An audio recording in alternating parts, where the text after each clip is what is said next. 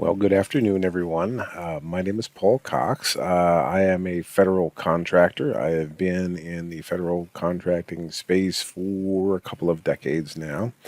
And today, what I wanted to show you was if you wanted to do research on a federal contractor or their contracts, here are some really quick ways that you can go do that.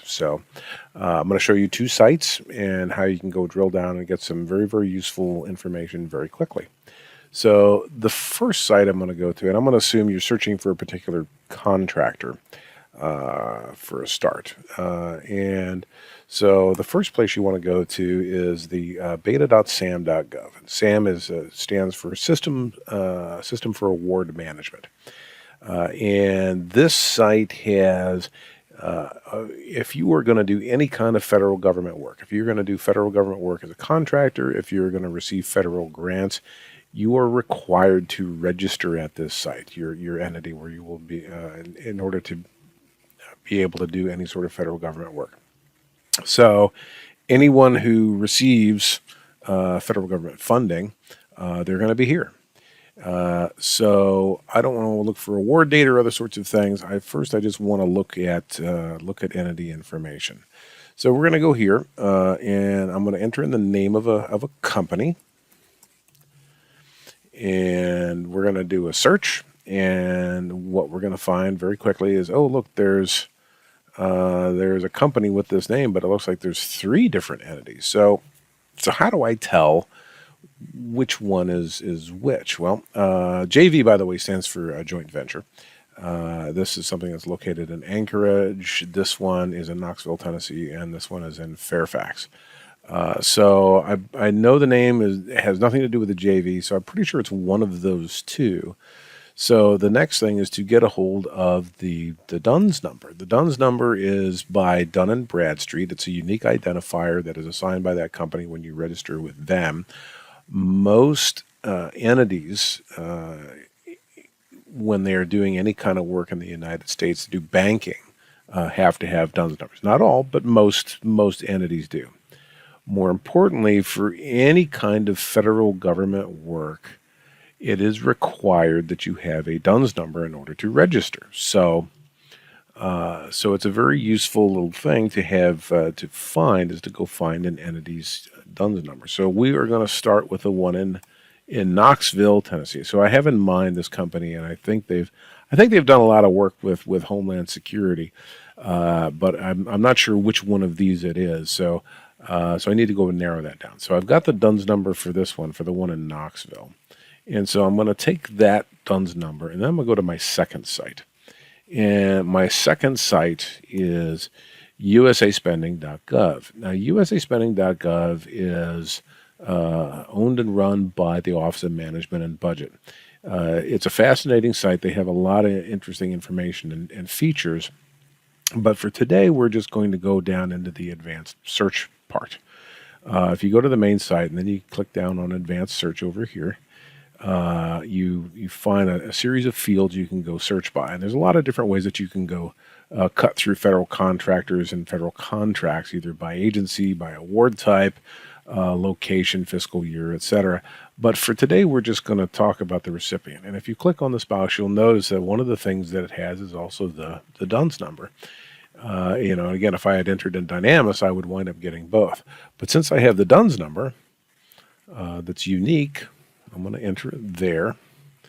And then I'm going to submit the search, and I come up with exactly one contract, and it looked like it ended in just very recently, and it was for not a very large amount, and it was for the Department of Interior and the National Park Service. Okay, well, that doesn't sound like that's the entity I'm looking for.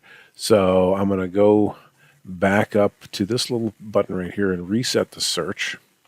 I'm going to go back to my my beta SAM site, and again, I know it's not a JV, so maybe it's this one. Let's go get that cage, or that DUNS number, and we're going to take that DUNS number and put that one in here. and then submit the search. And okay, now we have a lot more. This is probably the entity, but again, it's something where I want to see what sort of Homeland Security kinds of exposure they have. So let's cut it down by Department of Homeland Security, and let's also say that I'm only interested in stuff within the last several years. So stuff that's likely to be current, or maybe it's expired, but it's only very recently expired. So I'm going to go through the last several fiscal years, and again, I'm going to submit the search again so that it cuts it down. All right, that's a little bit better. That cuts it down to about 42. You'll also notice that in these tabs, you have, besides the contracts, you'll also have this one here, which is the indefinite delivery vehicles. So those are contract vehicles by which this entity is able to go and compete for additional business. It looks like grants is empty, so apparently they don't receive any grants, but they do have had a lot of federal government work. And also up here, you'll notice this little toggle switch, which can switch it over to subawards. So these are contracts with prime contractors, where this company is a subcontractor. So and it looks like there's about 10 of those, whereas they've got about 42 sort of prime contracts. So that's pretty interesting information. But I want to drill down further. I want to take this particular set of material and be able to drill down into it. Well, that's where this feature up here, the download, comes into play. So when you click that button, you say, hey, I want the award data and I want everything. And then what it does is it starts to automatically compile the information. And then what it's going to do is, after it's done compiling the information for you, it's going to then automatically download the information into a zip file. I'm going to take that zip file and just drag it onto my desktop. And now we can poke down into it with a bit more detail. And so let's take a look at what this company has. So once you open it up, there's CSV files. The contracts are the federal contracts. The assistance, those are the grants. And since we know they don't have any grants, we're not interested in those anyways. Let's go ahead and open up the Prime Award and sort of see what we have.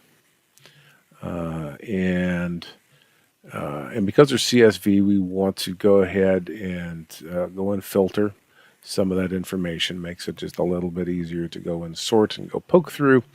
And okay, so they have, and within here you'll notice there's a lot of interesting additional tabs and features. So if you wanted to know what's the current current total value of a particular award, what's the in particular the period of performance, the start date and end dates. When those, in some cases they may have the solicitation, but here's the awarding agency and then the sub-agency. So we already know that we picked sort of Homeland Security, but might also want to go look at who some of the sub-agencies are. So and as you see, they have quite a few with Immigration, Customs Enforcement, Secret Service, and other sorts of entities. But one of the things I want to make sure that you're aware of is don't just look at the awarding sub-agency, because Office of Procurement Operations operates on behalf of a lot of people. Like, for example, with CISA, you'll find that the awarding office is the CISA Acquisition Division. So you just want to be aware of some of these nuances. And in this case, this was the Office of Biometric Identity Management. This was from a couple years ago when OBIM used to be a part of NPPD, which later became CISA. But so these are some of the little details that you can get into to get some real familiarity with what does this contractor have, where do they have it, when is it, how much is it, those sorts of pieces of information. So that concludes the overview of how to go find contract information.